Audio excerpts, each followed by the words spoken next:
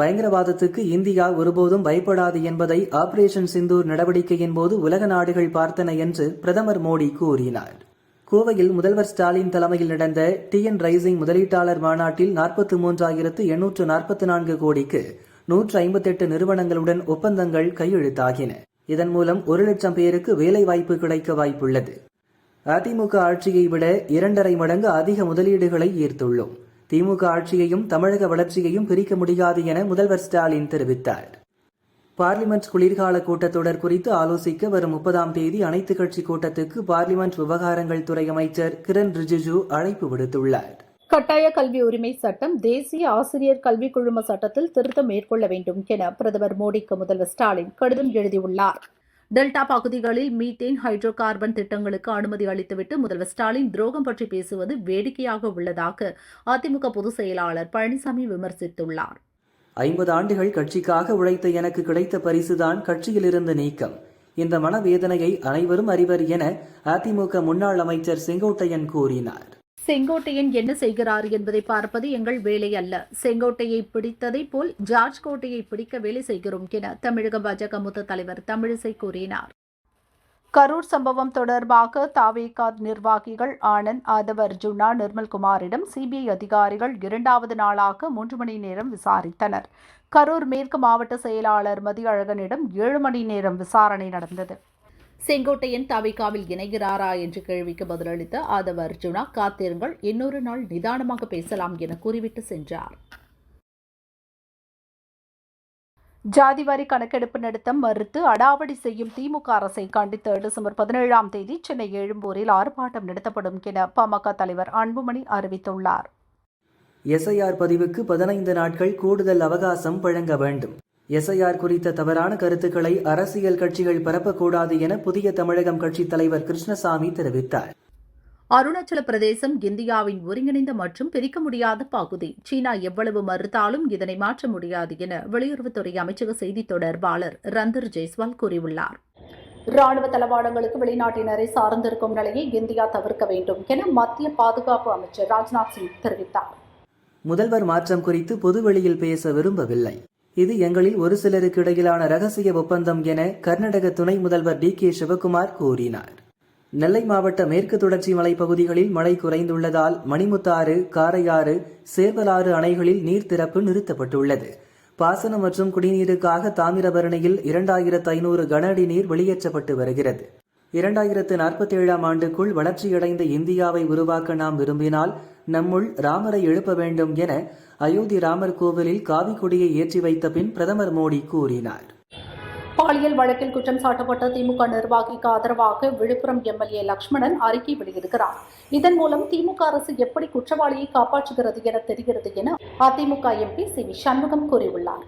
சத்தீஸ்கர் மாநிலத்தை சேர்ந்த 28 மாவோயிஸ்டுகள் இன்று ஆயுதங்களை கைவிட்டு போலீசில் சரணடைந்துள்ளனர். மாவோயிஸ்டுகளின் தலைக்கு மொத்தம் 89 லட்சம் ரூபாய் சன்மானம் அறிவிக்கப்பட்டிருந்தது குறிப்பிடத்தக்கது.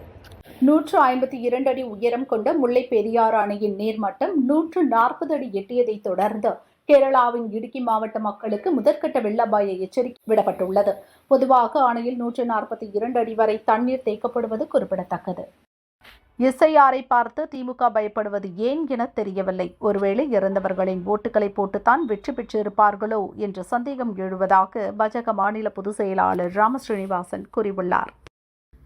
இந்தியாவின் வடகிழக்கு மாநிலங்களில் வசித்து வரும் 5800 யூதர்களை தங்கள் நாட்டில் குடியமர்த்தும் திட்டத்திற்கு இஸ்ரேல் அரசு ஒப்புதல் அளித்துள்ளது. சீன அதிபர் ஜி ஜின்பிங் அழைப்பை ஏற்று 2026 ஏப்ரல் மாதம் சீனா செல்ல உள்ளதாக அமெரிக்க அதிபர் ட்ரம்ப் கூறியுள்ளார். அயோத்தி அதன் வரலாற்றில் மற்றொரு சகாப்த நிகழ்வை காண்கிறது. 100 ஆண்டுகளின் காயங்களும் வலிகளும் இன்று குணமடைகின்றன என பிரதமர் மோடி அயோத்தியில் பேசினார்.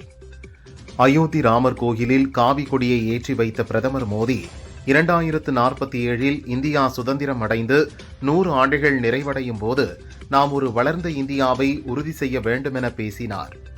அயோத்தி ராமர் கோயில் இந்தியர்களின் நம்பிக்கை மற்றும் சுயமரியாதைக்கான சின்னம் என உத்தரப்பிரதேச முதல்வர் யோகி ஆதித்யநாத் கூறினார்.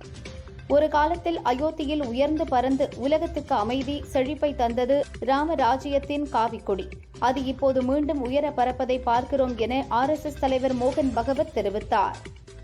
கோவையில் ரூபாய் 208.50 கோடியில் அமைக்கப்பட்டுள்ள செம்மொழி பூங்காவை முதல்வர் ஸ்டாலின் திறந்து வைத்தார். பூங்காவை திறக்க கோவை வந்த முதல்வருக்கு திமுக தொண்டர்கள் உற்சாக வரவேற்பு அளித்தனர். கார்ல் மார்க்ஸை பின்பற்றுவோர் சுதந்திரத்திற்கு பிறகு நம் நாகரிகம் கலாச்சாரத்தை அழித்து வருகின்றனர் என கவர்னர் ரவி கூறியுள்ளார். 2026ஆம் ஆண்டு ஜனவரிக்குள் தேர்தல் கூட்டணி உறுதி செய்யப்படும். ஒவ்வொரு தொகுதியிலும் தகுதியான வேட்பாளர்களை பரிந்துரைக்க வேண்டும் என எடப்பாடி பழனிசாமி மாவட்ட செயலாளர்களிடம் அறிவுறுத்தியுள்ளார்.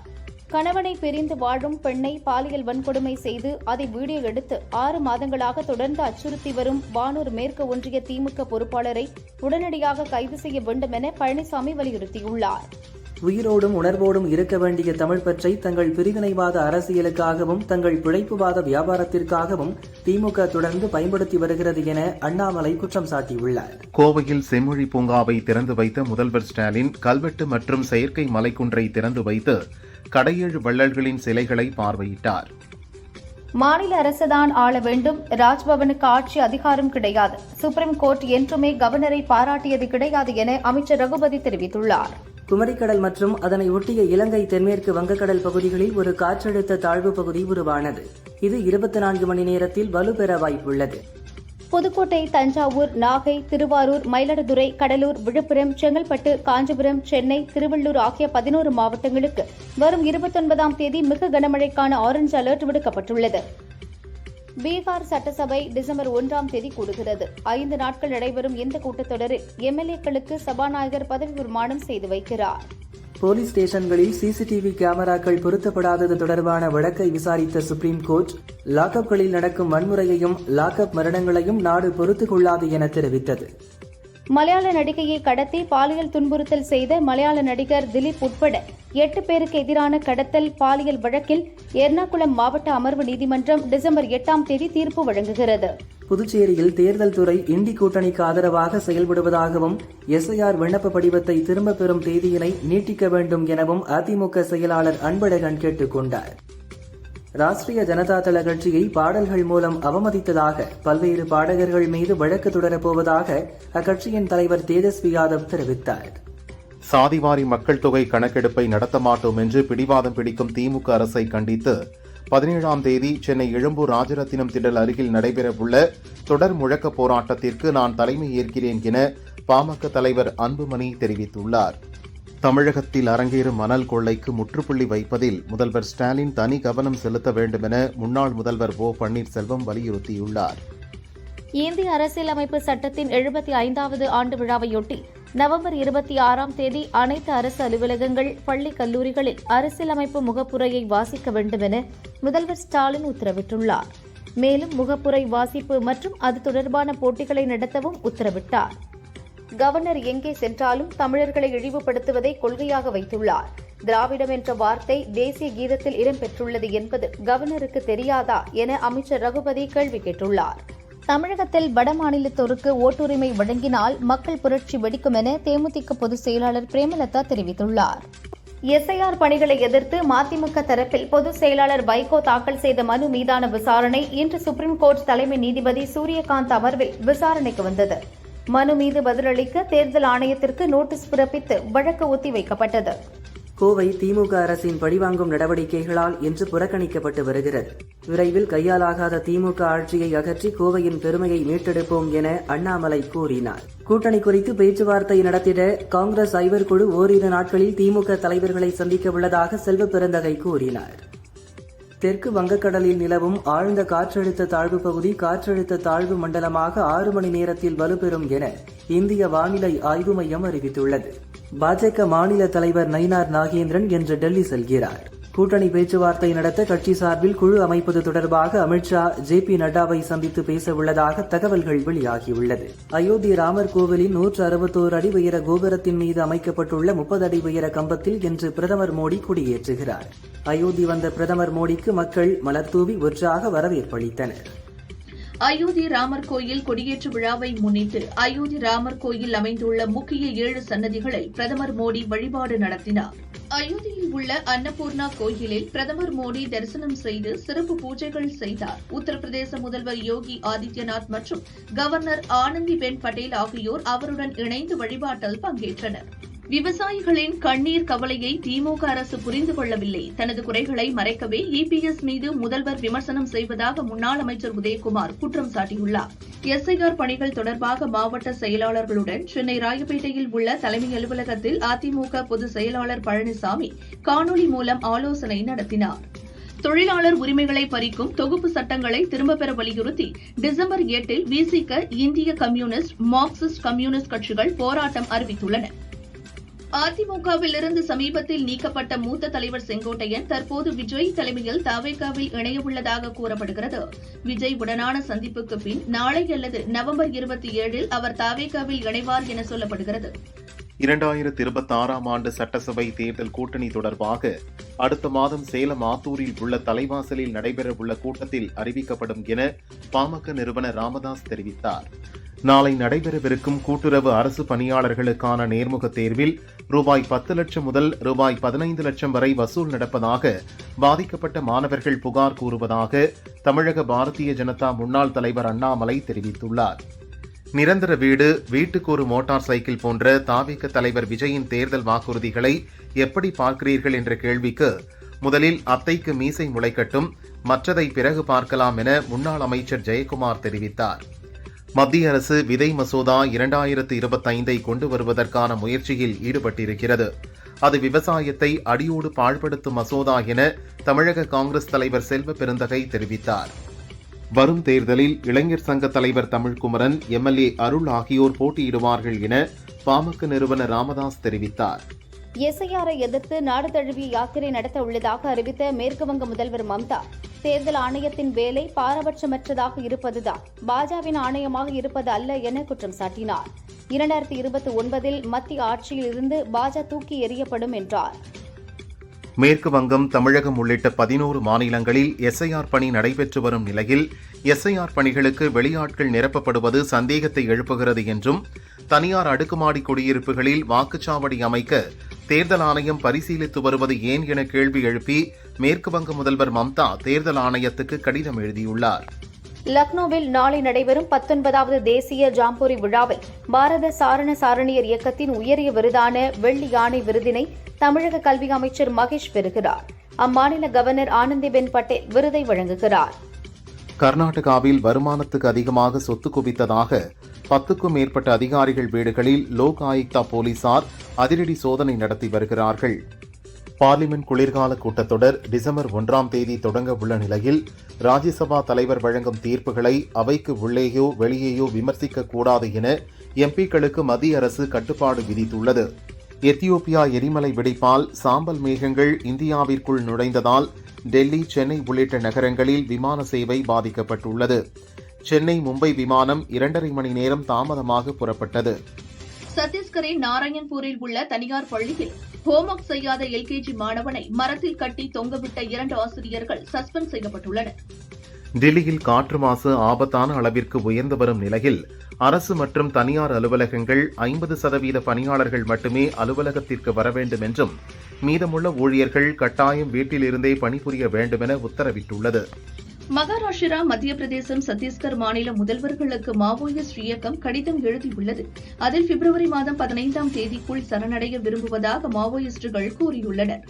அயோத்தி ராமர் கோவில் கட்டுமானம் நிறைவடைந்ததை குறிக்கும் வகையில் இன்று வளர்பிறை பஞ்சமி அபிஜித் முகூர்த்தத்தில் காவிக்கொடியை கொடியேற்றி மீண்டும் ஒரு புதிய அத்தியாயத்தை பிரதமர் மோடி துவக்கி வைத்தார். விழாவில் RSS தலைவர் மோகன், யோகி ஆதித்யநாத் மற்றும் பலர் கலந்து கொண்டனர்.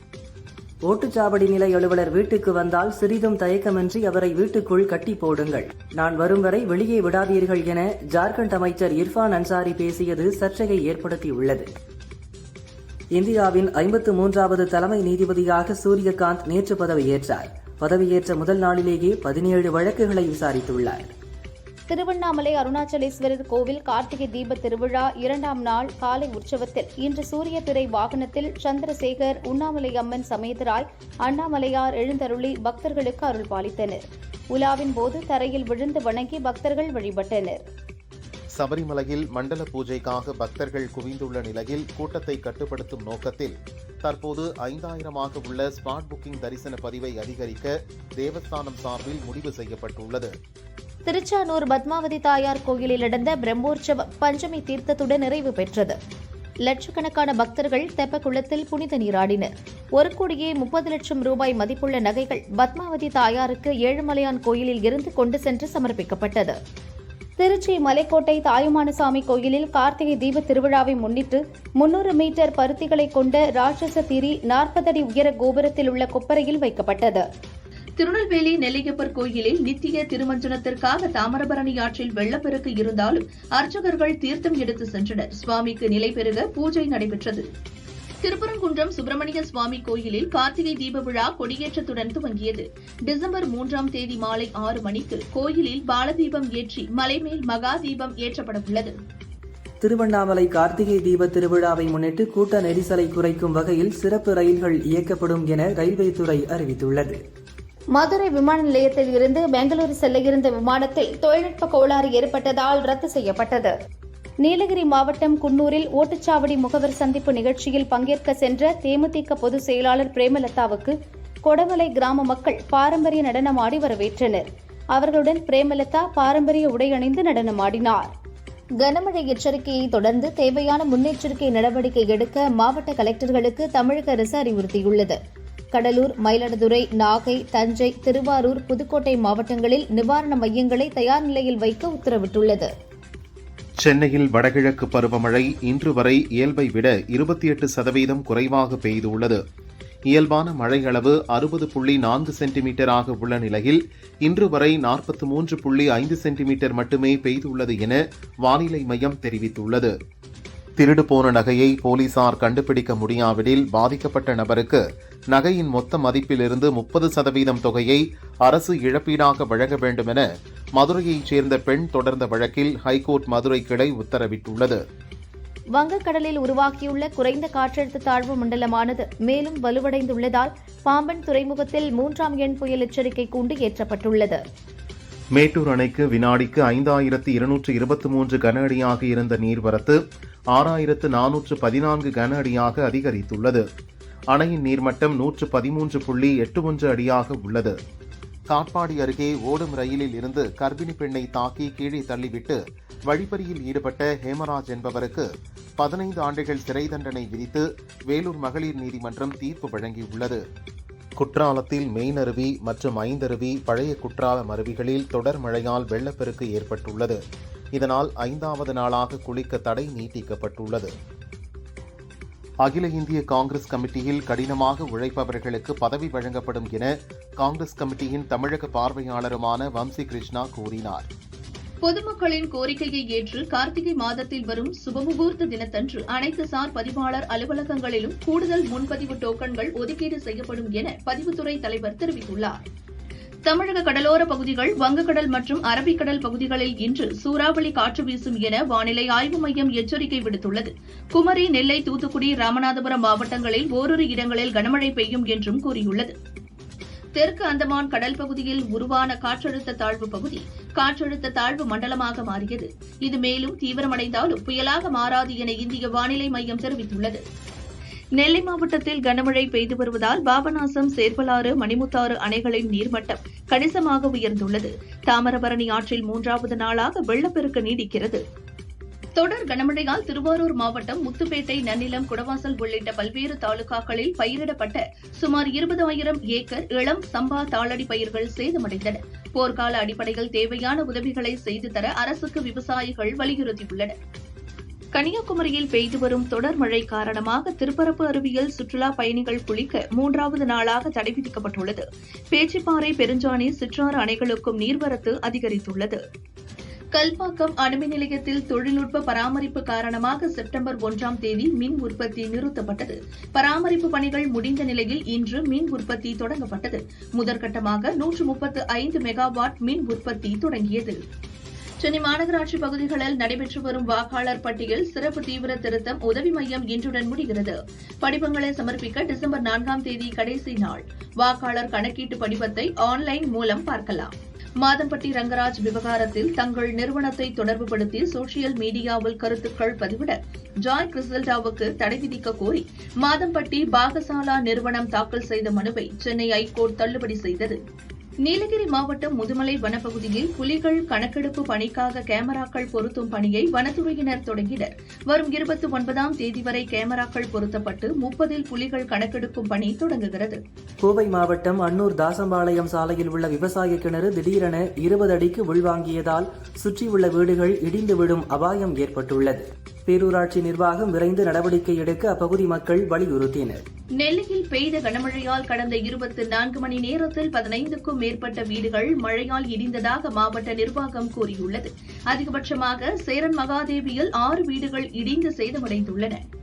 சேலம் மாவட்டம் ஆனைவாரி அருவியில் நீர்வரத்து சீரானதை தொடர்ந்து சுற்றுலா பயணிகள் குளிக்க அனுமதிக்கப்பட்டனர். மதுராந்தகம் அருகே சரவம்பாக்கம் என்ற இடத்தில் சாலையில் படுத்திருந்த மாடுகள் மீது லாரி மோதியது. இந்த விபத்தில் 10 மாடுகள் பலியாகின. இதுகுறித்து விசாரிக்கப்படுகிறது. கரூர் கூட்ட நெரிசல் வழக்கு தொடர்பாக தவேக நிர்வாகிகள் ஆனந்த், ஆதவ் அர்ஜுனா, நிர்மல்குமார், மதியழகன் ஆகியோர் 2வது நாளாக சிபிஐ விசாரணைக்கு ஆஜராகினர். தங்கத்தின் விலை சவரனுக்கு 1600 ரூபாய் உயர்ந்து 93,760 ரூபாய்க்கு விற்கப்படுகிறது. கிராமுக்கு 200 ரூபாய் உயர்ந்து 11,720 ரூபாய்க்கு விற்பனையாகிறது.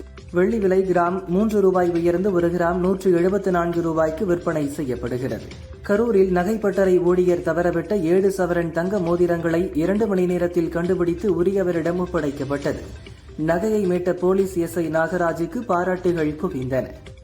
தமிழகத்தில் இன்று கன்னியாகுமரி, திருநெல்வேலி, தூத்துக்குடி, ராமநாதபுரம் மாவட்டங்களில் கனமழை பெய்ய வாய்ப்புள்ளது என வானிலை ஆய்வு மையம் தெரிவித்துள்ளது. கார்த்திகை தீபத் திருவிழாவை முன்னிட்டு நாகர்கோவில், கோவை, தூத்துக்குடி உள்பட பல்வேறு இடங்களிலிருந்து திருவண்ணாமலைக்கு 200 சொகுசு விரைவு பஸ்கள் இயக்கப்பட உள்ளன. கடலூர், தூத்துக்குடி மாவட்டங்களில் கடல் அரிப்பை தடுக்க உயிர் கேடயங்கள் உருவாக்கும் பணிக்கு 10 கோடி ரூபாய் ஒதுக்க தமிழக அரசு ஒப்புதல் அளித்துள்ளது. இந்தியா, கனடா இடையிலான உறவு படிப்படியாக வளர்ந்து வருவதாக கனடா வெளியுறவுத்துறை அமைச்சர் அனிதா ஆனந்த் கூறியுள்ளார். டிரம்பின் உக்ரைன் அமைதி திட்டம் இன்னும் மேம்படுத்தப்பட வேண்டும் என்று பிரான்ஸ் அதிபர் இமானுவேல் மேக்ரான் கூறியுள்ளார். இந்த திட்டத்தில் விவாதிக்கப்பட வேண்டிய, மேம்படுத்தப்பட வேண்டிய அம்சங்கள் இருக்கின்றன என்றார்.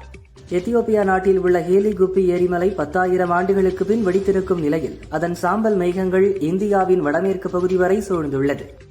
அமெரிக்க அதிபர் டிரம்ப் சீன அதிபர் ஜி ஜின்பிங்குடன் தொலைபேசியில் உரையாடினார். ரஷ்யா உக்ரைன் போர், இரு நாடுகளுக்கும் இடையிலான வர்த்தகம் மற்றும் தைவான் உள்ளிட்ட பிரச்சினைகள் குறித்து அவர் விவாதித்தார். சென்னையில் உலகக்கோப்பை ஸ்குவாஷ் போட்டி டிசம்பர் 9ஆம் தேதி முதல் 14ஆம் தேதி வரை நடைபெறவுள்ளது. 12 நாடுகளைச் சேர்ந்த வீரர்கள் பங்கேற்கின்றனர். இந்திய அணிக்கு எதிரான 2வது டெஸ்ட் போட்டியில் தென்னாப்பிரிக்க அணி 549 ரன்களை வெற்றி இலக்காக நிர்ணயித்தது. 2வது இன்னிங்ஸில் 5 விக்கெட்டுகளை இழந்த நிலையில் 260 ரன்களில் தென்னாப்பிரிக்க அணி டிக்ளேர் செய்தது. 2026 T20 உலகக்கோப்பை கிரிக்கெட் தொடருக்கான விளம்பர தூதராக ரோஹித் சர்மாவை ஐசிசி நியமித்துள்ளது. T20 உலகக்கோப்பை கிரிக்கெட் தொடரில் ஒரே பிரிவில் இடம்பெற்றுள்ள இந்தியா மற்றும் பாகிஸ்தான் அணிகளுக்கு இடையிலான போட்டி பிப்ரவரி 15ஆம் தேதி கொழும்புவில் நடக்கிறது. T20 உலகக்கோப்பை கிரிக்கெட் தொடர் இந்தியா மற்றும் இலங்கையில் அடுத்த ஆண்டு பிப்ரவரி, மார்ச் மாதங்களில் நடக்கிறது. அட்டவணை மற்றும் போட்டி நடக்கும் இடங்களை ஐசிசி அறிவித்துள்ளது. டாக்காவில் நடந்த உலகக்கோப்பை மகளிர் கபடி போட்டியில் சாம்பியன் பட்டம் வென்ற இந்திய அணி வீராங்கனைகள் நாடு திரும்பினர். டில்லி ஏர்போர்ட்டில் அவர்களுக்கு உற்சாக வரவேற்பு அளிக்கப்பட்டது. இந்திய மகளிர் கிரிக்கெட் அணியின் துணை கேப்டன் ஸ்மிருதி மந்தனாவின் திருமணம் நின்றதால் திருமணம் தொடர்பான வீடியோக்களை ஸ்மிருதி தனது இன்ஸ்டா பக்கத்தில் இருந்து நீக்கினார். அஜித் நடிப்பில் உருவான அட்டகாசம் திரைப்படம் வரும் 28ஆம் தேதி ரீ-ரிலீஸ் ஆகும் என அறிவிக்கப்பட்டுள்ளது. ஹிந்தியில் தனுஷ் நடித்துள்ள தேரே இஷ்க்மெயின் படம் நவம்பர் 28இல் வெளியாகிறது. இதில் ஹீரோயினாக நடித்துள்ள கிருத்தி சனோன் கூறும்போது, இதில் முக்தி என்ற கேரக்டரில் நடித்துள்ளேன். மாறுபட்ட கதாபாத்திரம். படத்தில் 2 கிளைமேக்ஸ். இதன் படப்பிடிப்பு முடிந்த பின்னரும் அந்த கதாபாத்திரத்தின் தாக்கம் அப்படியே இருந்தது. என்னை பாதித்த ஒரு படம் என் சினிமா பயணத்தில் முக்கியமான படமாக இருக்கும் என்றார். லெனின் பாண்டியன் படத்தில் முதன்மை வேடத்தில் நடித்துள்ள கங்கை அமரன் கூறுகையில், அண்ணன் இளையராஜா பாடல்களை மக்கள் இன்றும் விரும்பி கேட்பதால் புது படங்களில் அவர் பாடல்களை பயன்படுத்துகிறார்கள். அவரிடம் உரிய அனுமதி வாங்கினால் எந்த பிரச்சனையும் இல்லை. நானும் அண்ணனும் இல்லாததால் இப்போது மெலடி பாடல்கள் குறைந்துவிட்டது. இளையராஜா போட்டோவிற்கு தடை குறித்து கூறும்போது, ஏஐ நம்ப கூடாது என்று அண்ணன் சொல்லுவார். ஏஐயில் சிலர் கேவலப்படுத்துவதற்காக செய்கிறார்கள். அதை தடுக்க இப்படி செய்கிறோம் என்றார். நடிகை ரகுல் பிரீத் சிங் வெளியிட்ட பதிவில், யாரோ ஒருவர் என்னை போல வாட்ஸ்அப்பில் ஆள்மாறாட்டம் செய்து மக்களுடன் அரட்டை அடிப்பது தெரிய வந்துள்ளது. இது எனது எண் அல்ல. இதில் எந்தவிதமான உரையாடல்களிலும் ஈடுபட வேண்டாம். தயவு செய்து அந்த எண்ணை பிளாக் செய்யவும் என குறிப்பிட்டுள்ளார். நடிகை சமந்தா சமீபத்தில் உடற்பயிற்சி செய்து ஆண்களுக்கு நிகராக கட்டுமஸ்தான உடல் வடிவமைப்பை பெற்ற போட்டோவை பகிர்ந்தார். இதற்கு ரசிகர் ஒருவர், இப்படியே சென்றால் உங்கள் உடல் மெலிந்து விடாதா என கேட்டார். அதற்கு சமந்தா, உங்கள் அறிவுரை தேவைப்பட்டால் அப்போது நான் உங்களிடம் கேட்கிறேன் என பதிலளித்துள்ளார். வெற்றிமாறன் இயக்கத்தில் சிலம்பரசன் நடிக்கும் படம் அரசன். இந்த படத்தில் இப்போது விஜய் சேதுபதி இணைந்துள்ளார் என்ற அறிவிப்பை வெளியிட்டுள்ளார்கள். படத்தின் தயாரிப்பாளர் தானு வெளியிட்ட பதிவில், மனிதன் இணைகிறது, மகத்துவம் தெரிகிறது என்று குறிப்பிட்டுள்ளார். தமிழக வெற்றிக் கழக தலைவர் நடிகர் விஜயை சந்திக்க ஜப்பானிலிருந்து அவரது 20க்கும் அதிகமான ரசிகர்கள் சென்னை வந்துள்ளனர். தமிழக வெற்றிக் கழகத்தின் பொதுச் செயலாளர் புசி ஆனந்திடம் விஜயை சந்திக்க நேரம் கேட்டுள்ளனர். லைகா நிறுவனத்துக்கு தர வேண்டிய 21.29 கோடி ரூபாய் கடனை 30% வட்டியுடன் செலுத்தும்படி நடிகர் விஷாலுக்கு தனி நீதிபதி பிறப்பித்த உத்தரவுக்கு சென்னை ஹைகோர்ட் இடைக்கால தடை விதித்துள்ளது. சமீபத்தில் வந்த காந்தா படம் மூலம் தமிழில் அறிமுகமானார் நடிகை பாக்யஸ்ரீ. இவரும் நடிகர் ராம் பொத்தினேனியும் காதலிப்பதாக செய்தி பரப்பியது. இது பற்றி பாக்யஸ்ரீ கூறுகையில், எங்களுக்கு இடையில் இருப்பது நட்பு மட்டும்தான், ஆனால் அது தவறாக புரிந்து கொள்ளப்பட்டுள்ளது என்கிறார்.